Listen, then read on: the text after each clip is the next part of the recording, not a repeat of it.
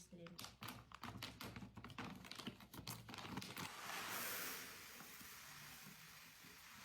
Жауып береміз. Жаңа сухой кормға кешки деді ма, не деді? Влажный корм өзіміз ала береміз ғой, бірақ мынандай түрін көрмеппін. Күшті. Ягненок дейді. Туалеті деп қояды ғой. Мынаға влажный корм, мына жаққа сухой корм, либо су қойып қоясың. Су, либо корм сақтап қоясың. Корм мынандай тышқанчик бар. Кыс-кыс-кыс-кыс. Қайда кетіп қалды? Рахмет. Скрипкамен естіңіздер ма? Сарифердан вообще күшті болды. Шынымен рухани андай заряд болды адамға. Өте ұнады. Моти жейміз қазір, мотимен чай ішеміз. Мен мотидің біреуін жедім.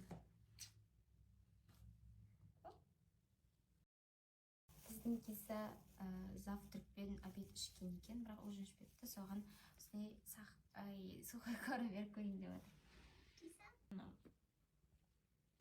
Мен ғана кисам болу керек ол. Мен көп енді сыртта болам ғой. Сағынып келетін болдым ғой. Кстати, паспорты бар ма екен бұның?